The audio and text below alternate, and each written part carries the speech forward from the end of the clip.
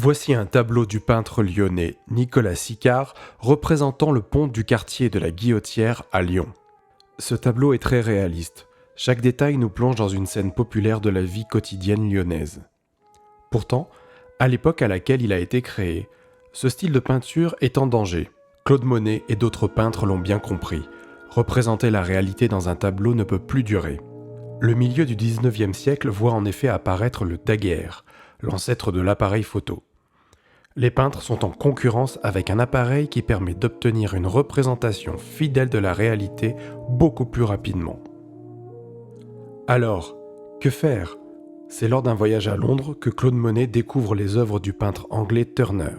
Il est très impressionné par son style de peinture qui met en valeur l'eau et la lumière. Monet peint en 1872 un paysage du Havre, impression soleil levant.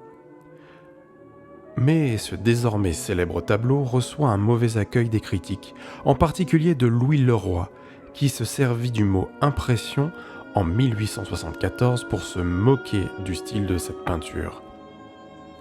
Ironie du sort, sans le savoir, ce dernier venait de donner un nom à un nouveau courant artistique, l'impressionnisme. 20 ans plus tard, Claude Debussy compose une œuvre pour orchestre symphonique intitulée Prélude à l'après-midi d'un faune. L'œuvre s'inspire d'un poème de Stéphane Mallarmé qui s'appelle L'après-midi d'un faune. Le faune désigne une créature légendaire de la mythologie romaine proche du satyre. Généralement, le haut du corps est humain, souvent orné de cornes.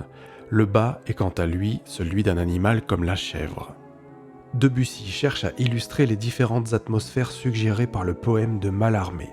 Le faune est souvent représenté jouant de la flûte. C'est le premier instrument qu'il est donné à entendre, à travers une ligne mélodique très chromatique.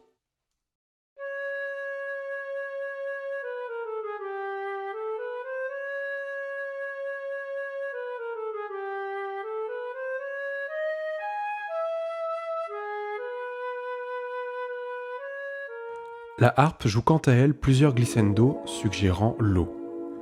Le cor symbolise la présence d'animaux de la forêt pendant que les cordes évoquent le frémissement du vent dans les arbres. Tout est question d'imagination.